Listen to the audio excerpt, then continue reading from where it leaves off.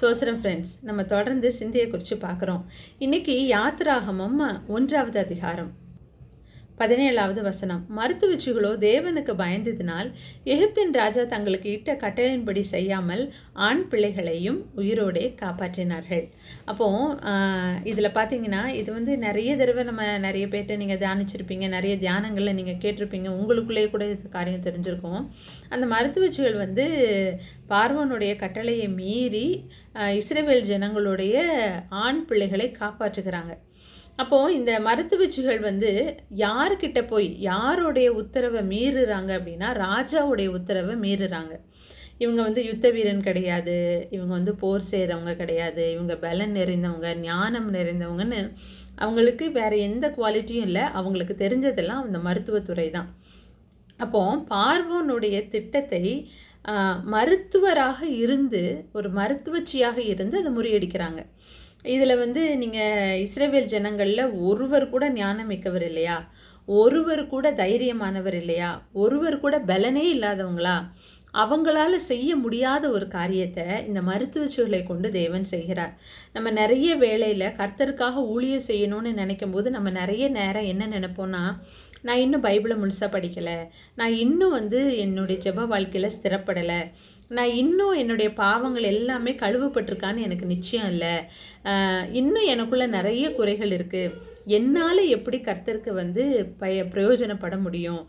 நீங்கள் சில நேரம் சில ஊழியர்களை பார்த்து பிரமிச்சு கூட நீங்கள் நினச்சிருப்பீங்க, எவ்வளவு வேத ஞானத்தோடு எப்படியெல்லாம் வியாக்கியானம் பண்ணி, எவ்வளவு அருமையாக அந்நிய பாஷை பேசி, எப்படி ஆராதனை செய்து ஊழியம் செய்து எத்தனை பேரை கர்த்தருக்குள்ளே நடத்துகிறாங்க, அந்த சபையே எப்படி நிரம்பி வழியுது பாருங்க அப்படின்ட்டு சில ஊழியர்களை குறித்து உங்களுக்குள்ள அப்படியெல்லாம் நம்மளால் ஊழியம் செஞ்சுக்கவே முடியாது, இதுதான் ஊழியம், இப்படி நடத்தினா தான் ஊழியம், சும்மா நானும் ஊழியம் செஞ்சேன்னு செய்கிறதுக்கு பேர் ஊழியமா அப்படின்ட்டு நிறைய நேரம் நம்ம இருக்கிற நிலைமையோடைய அந்த நிறைவை நம்ம பார்க்காம நம்ம உயர்ந்த ஸ்தானத்தில் இருக்கிற நிறைய பேரை நம்ம பார்க்குறோம். ஆனால் இருக்கிற நிலைமையில் என்ன செஞ்சுக்கிட்டு இருக்கோமோ அந்த நிலைமையில் நமக்குள்ள கர்த்தருக்கு பிரயோஜனமாக இருக்கணுங்கிற எண்ணம் இருந்துச்சு அப்படின்னா கர்த்தர் நம்மளை எடுத்து பயன்படுத்த முடியும். இந்த சிந்தையில் இருக்கிற அந்த தாட்டை நம்ம முதல்ல என்ன செய்யணும், எடுத்து போடணும். நீங்கள் பைபிள் உங்களுக்கு முழுசாக தெரியாமல் இருக்கலாம், உங்களுக்கு என்னென்ன தெரியுமோ அதை வைத்து கூட கர்த்தர் உங்களை ஊழியத்தில் பயன்படுத்த முடியும். நீங்கள் உங்களுக்குள்ள பூரண பரிசுத்தவானாக இல்லாமல் இருக்கலாம், ஆனால் நீங்கள் எந்த அளவுக்கு பரிசுத்தத்தோடு இருக்கிறீங்களோ அந்த பரிசுத்தத்தை கொண்டே தேவனால் உங்களை பயன்படுத்த முடியும். ஆனால் உங்களுக்குள்ள ஒரு நிச்சயம் இருக்குல்ல, நான் இன்னும் பரிசுத்தமாகணும்னு, அந்த எண்ணம் போதும் கர்த்தருக்கு. மனுஷனை போல் கர்த்தர் முகத்தை பார்க்குறதில்ல, கர்த்தர் இருதயத்தை தான் பார்க்குறார். ஒருவேளை உங்களுக்கு யோவான்னா யாருன்னு தெரியாமல் இருக்கலாம், யாக்கோபுனா யாருன்னு தெரியாமல் இருக்கலாம், நிறைய ஆழமான காரியங்கள் தெரியாமல் இருக்கலாம். ஆனால் நீங்கள் தொடர்ந்து வேதத்தை வாசிச்சுக்கிட்டு தான் இருக்கிறீங்க இன்னும். ஆனால் ஆழமாக உங்களுக்கு அதோடைய அந்த சீக்வன்ஸாக ஒவ்வொருத்தருடைய பேர், அவங்க கடந்து வந்த பாதைகள் எல்லாம் தெரியாமல் இருக்கலாம். ஆனால் உங்களுக்குள்ள ஒரு தாகம் இருக்குது பாருங்கள், அந்த தாகத்தை கர்த்தர் பார்க்கிறவராக இருக்கிறார். அதனால் என்றைக்குமே நினைக்காதீங்க, நான் எப்படி கர்த்தருக்கு பிரயோஜனப்பட முடியும், இன்னும் நான் வளரணும், வளர்ந்தால் நான் கர்த்தருக்கு பிரயோஜனமாக இருப்பேன்னு மட்டும் ஒரு நாள் நினைக்காதீங்க. நீங்கள் இருக்கிறபடியே நீங்கள் கர்த்தருக்கு பிரயோஜனப்படலாம். ஒருவேளை அன்னைக்கு கூட யாரோ ஒரு சகோதரி கேட்டிருந்தாங்கன்னு நினைக்கிறேன், நீங்கள் எப்படி யூடியூப்பை ஸ்டார்ட் பண்ணீங்க, எப்படி தேவ வார்த்தையை ஷேர் பண்ண ஆரம்பிச்சிங்கன்னு. என்னுடைய ஆரம்பம்லாம் ரொம்ப ரொம்ப அற்பமான ஆரம்பம். எனக்கு எந்த தைரியமும் கிடையாது, எந்த பலனும் கிடையாது, எந்த சப்போர்ட்டும் கிடையாது. கர்த்தர் ஒருத்தர் தான் எனக்கு சப்போர்ட்டாக இருந்தார். அந்த தைரியத்தில் தான் கர்த்தர் இந்த காரியத்தை ஆரம்பித்தார். நீங்கள் உங்கள் வீட்டுக்குள்ளே நீங்கள் ஊழியத்தை ஸ்டார்ட் பண்ணுங்கள்.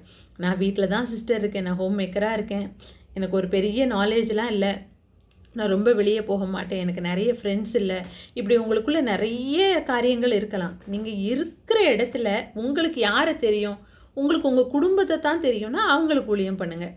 உங்களுக்கு உங்கள் பிள்ளைகளை தான் தெரியும்னா அவங்களுக்கு ஊழியம் பண்ணுங்கள். உங்களுக்கு யார் கூட பேச முடியுமோ அவங்கக்கிட்ட இந்த ஊழியத்தை நீங்கள் பண்ணுங்கள். உங்களுக்கு தெரிஞ்சதை கர்த்தருக்கு சொல்லுங்கள். கர்த்தருக்காக நீங்கள் இந்த காரியத்தை ஈடுபடுங்க. ஆனால் உங்களுக்குள்ளே இருக்க வேண்டியது, உங்களுக்குள்ளே அந்த தாகம் இருக்கா அதை மட்டும் செக் பண்ணிக்கோங்க. நான் கர்த்தருக்கு பிரயோஜனப்படணும், நான் கர்த்தரை மகிமைப்படுத்தணுங்கிற எண்ணம் இருந்தால் போதும், நீங்கள் கர்த்தருக்காக பெரிய காரியங்களை செய்யலாம். இதில் பார்த்தீங்கன்னா இந்த மருத்துவச்சிகளின் மூலமாகத்தான் கர்த்தர் மோசே அப்படிங்கிற இஸ்ரவேலையே ரட்சித்து கானான் தேசத்துக்கு வழி நடத்துகிற ஒரு தேவ மனிதனை கர்த்தர் காப்பாற்றுகிறார். ஒருவேளை மோசையை பற்றி அதிகமாக படிக்கிற நமக்கு இந்த 2 மருத்துவச்சிகளை பற்றி அதிகமாக நம்ம கவனிக்காமல் இருக்கலாம். ஆனால் அவங்களுக்கு கர்த்தருடைய பார்வையில் ஒரு பெரிய தயவு கிடைத்ததுங்கிறத மறக்கக்கூடாது. 21வது வசனத்தில் பார்த்தீங்கன்னா, மருத்துவச்சிகள் தேவனுக்கு பயந்ததினால் அவர்களுடைய குடும்பங்கள் தழைக்கும்படி கர்த்தர் செய்கிறார். இஸ்ரவேல் ஜனங்கள்லாம் ஒன்றும் அந்த மருத்துவச்சிகளுக்கு ஒன்றும் செய்யலை. எப்பா நீ எப்படி என் பிள்ளையை காப்பாற்றின, இந்தா வச்சுக்கோ அப்படின்ட்டு எதையும் அவங்க பணமாக கொடுக்கல, பாராட்டலை, செஞ்சுருக்கலாம். ஆனால் இதை விட அவங்களுக்கு பெரிய கிரெடிட் எங்கேருந்து வந்ததுன்னா பரலோகத்துலேருந்து வந்துதான். அப்போது உங்களுக்குள்ளே இருக்கிற தாகத்தை மட்டும்தான் நீங்கள் கர்த்தர் பார்க்குறார். நீங்கள் எதுக்காகவும் பயப்படாதீங்க, எதுக்காகவும் தயங்காதீங்க. எந்த விதமான நெகட்டிவ் தாட்ஸு அந்த உங்களை கீழ் நோக்கி பார்க்க வைக்கிற எந்த காரியத்தையும் பார்க்குறீங்க. என் குடும்பமே சரியில்லை, நானே சரியில்லை, என் புருஷனே என்னை பெருசாக என்னை மதிப்பா, அதாவது ஒன்ட்டே நிறைய குறைகள் இருக்குது அப்படின்னு சுட்டி காட்டுறாரு. என் குடும்ப காரியத்திலேயே நான் நிறைய ஸ்திரத்தன்மையாக இல்லை அப்படின்னு நீங்கள் நினச்சா கூட உங்களுக்குள்ளே இது எல்லாத்தையும் மாற்றணும். நான் இவ்வளவு மோசமாக இருக்கேன், ஆனால் நான் உங்களுக்கு பயன்படணும்னு நான் விரும்புகிறேனே, நான் என்ன செய்ய அப்படின்ட்டு நீங்கள் கர்த்தர்கிட்ட கேளுங்க. உங்களுடைய வாஞ்சிக்கு தக்கதாக கர்த்தர் நடத்துவார். எனக்குள்ளே ஒரு பெரிய வாஞ்சை இருக்குது தெரியுமா? என்ன தெரியுமா? நான் இயேசுவை போல் வாழணும்னு எனக்குள்ளே வாஞ்சேன். ஆனால் இந்த வார்த்தையை சொல்லி ஜெபிக்கும் போதெல்லாம் எனக்குள்ளே கொஸ்டின் வரும், நீயா நீயா நீயா இயேசுவை போல் மாறப்போகிற? உங்ககிட்ட என்னதாவது ஒரு குவாலிட்டி இருக்கா? அவரை போல் ஒரு குவாலிட்டி உங்ககிட்ட இருந்தால் சொல்லு அப்படின்னு எனக்குள்ளேருந்து கேள்வி எழும்போம். ஆனால் நான் அதை கண்டுக்கவே மாட்டேன். ஏசப்பா நான் உங்களை போல் வாழுவேன், நான் உங்கள் பிள்ளை, உங்கள் ரத்தம் எனக்குள்ளே இருக்குது. நீங்கள் எப்படி எங்கள் அம்மா என்னை பெற்றெடுத்தாங்களோ அப்படி உங்கள் ரத்தத்தினால நீங்கள் என்னை பெற்றெடுத்துருக்கிறீங்க. எனக்கே தெரியும் நான் உங்களை மாதிரி வாழ்கிறதுக்கு என்கிட்ட தகுதி இல்லைன்னு. ஆனால் நீங்கள் என்னை தேர்ந்தெடுத்திருக்கிறீங்க, ஆவியானவரை கொடுத்துருக்கிறீங்க, நான் அபிஷேகம் பண்ணியிருக்கிறீங்க. நான் உங்களை போல தான் வாழ விரும்புகிறேன். நான் எனக்கு கொஸ்டின் வந்தாலும், நான் எனக்கு என்ன குழப்பத்தில் போனாலும், நீங்கள் எப்படி ஏசப்பா இதை டேக்கிள் பண்ணீங்க, நீங்கள் எப்படி பீப்புளை மேனேஜ் பண்ணீங்க, நீங்கள் எப்படி அந்த 3 வருஷத்தில் இவ்வளோ அழகாக டைம் மேனேஜ் பண்ணி நீங்கள் கர்த்தர் உண்மையாக இருந்தீங்க, எத்தனை பேர் உங்களை உங்களை அவதூறாக பேசுனாங்க, அந்த கிரிட்டிசிசத்தெல்லாம் நீங்கள் எப்படி ஃபேஸ் பண்ணி அதெல்லாம் நீங்கள் மேற்கொண்டீங்கன்னு நான் எல்லாத்தையுமே ஏசப்பா ஆங்கிள்லேருந்து பார்க்குறதான் விரும்புவேன். அவர்கிட்ட தான் அந்த கொஸ்டின் நான் ரைஸ் பண்ணுவேன். எந்த மனுஷங்கக்கிட்டேயும் போகக்கூடாதுன்னு சொல்லலை, ஆனால் நான் கர்த்தர்கிட்ட தான் கேட்பேன். நான் உங்களை போல தான் வாழணும்னு நினைப்பேன். அப்போது என்ன வெளியேருந்து நான் இப்படி தான் இயேசுவை போல் வாழ விரும்புகிறேன்னு நான் யார்கிட்ட சொன்னாலும் என்னை தெரிஞ்சவங்க எல்லாரும் ஏளனமாக பார்க்குற அளவுக்கு என் வாழ்க்கை இருக்குது. ஆனால் எனக்கு அதை பற்றி கவலை இல்லை. நான் ஏசப்பா கிட்ட, எனக்கும் ஏசப்பாக்கும் இடையில இருக்கிற உறவில் நான் உங்களை போல் வாழணும்னு நான் அவர்கிட்ட விரும்பி என்னை ஒப்பு கொடுத்துருக்குறேன். இந்த யூடியூப் சேனல் கூட டெய்லி நடத்துகிறேனே, இது எனக்கே தெரியல. இந்த பலனை கர்த்தர் தான் எனக்கு கொடுக்குறாரு. அந்த அளவுக்கு உண்மையுள்ள உத்தமமுள்ள ஊழியனா நான் எனக்கு தெரியல. ஆனால் இந்த ஊழியத்தை தடைபடாமல் நடத்துகிறது கர்த்தர் தான். அப்போது நமக்குள்ள அந்த வாஞ்சை மட்டும் இருந்தால் போதும், கர்த்தருக்காக நான் பிரயோஜனப்படணுங்கிற எண்ணம் இருந்தால் போதும், நம்ம அவருக்கு உண்மையாக வாழணுங்கிற ஆசை இருந்தால் நமக்கு போதும், நம்மளுடைய எண்ணமெல்லாம் ஏக்கமெல்லாம் அவரை சுற்றி இருந்தால் போதும், அவர் நம்மளை இருக்கிற இடத்துல இருக்கிற நிலைமையில நம்மளை அவர் எடுத்து பயன்படுத்த முடியும். இந்த சிப்போராள் பூவாள் இந்த மருத்துவச்சிகளை கொண்டு இஸ்ரவேலின் இரட்சகரையே தேவன் பாதுகாக்க முடியும், இவ்வளோ பெரிய காரியத்தை செய்ய வைக்க முடியும் அப்படின்னா உங்களையும் என்னையும் கொண்டு தேவன் எவ்வளோ பெரிய காரியத்தை செய்ய வைக்க முடியும். ஒருவேளை வெளியே ரொம்ப பேசப்படாமல் இருந்தாலும் கர்த்தர் கண்களில் தயவை பெற்ற அவர்களைப் போல உங்களுடைய ஊழியம் வேண்டாம், வெளியரங்கமாக யூடியூப்பில் மில்லியன் வியூஸ் போகாமல் இருக்கலாம், நிறைய ஜனங்கள் உங்களை தேடி வராமல் இருக்கலாம், நிறைய பேர் உங்ககிட்ட ஜெப விண்ணப்பங்கள் சொல்லாமல் இருக்கலாம்.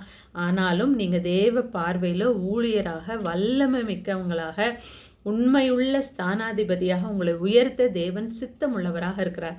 நாம் எல்லாரும் அவருடைய பிள்ளைகள். உங்களுக்கு பிள்ளைகள் இருக்காங்க தானே? நீங்கள் எந்த பிள்ளையாவது இந்த பிள்ளை இதுக்கு தான் லாய்க்கு, இந்த பிள்ளை இதுக்கு தான் லாய்க்குன்னு முத்திரை குத்தி நீங்கள் யாரையாவது ஒதுக்குவீங்களா? 2 பிள்ளையும் நல்லா இருக்கணும், வாழ்க்கையில் நல்லா செட்டில் ஆகணும், நல்ல எதிர்காலம் அந்த பிள்ளைகளுக்கு இருக்கணும் தானே நீங்கள் நினைப்பீங்க. அப்போது நம்ம அப்பா நம்மளை இதை விட அதிகமாக தானே நினைப்பார். நாம் பாவம் பண்ணுற நாமளே நம்ம பிள்ளை நல்லா இருக்கணும்னு நினைக்கிறோம். நமக்காக தன்னையே கொடுத்தவர் நம்மளை எப்படி விடுவார்? நம்ம இருதயத்தை பார்க்கிறவர் நம்மளை ஒருபோதும் தள்ளார். நம்ம கர்த்தருக்கு பரிசுத்தமாக வாழ மட்டும் ஒவ்வொரு நாளும் ஒப்பு கொடுத்து அவருக்கு மகிமையை செலுத்தணுங்கிற வாஞ்சை மட்டும் உங்களுக்குள்ளே இருந்தது அப்படின்னா எல்லா சிந்தையும் தூக்கி போடுங்க. கர்த்தர் உங்களை எடுத்து பயன்படுத்த போகிறார். God bless you.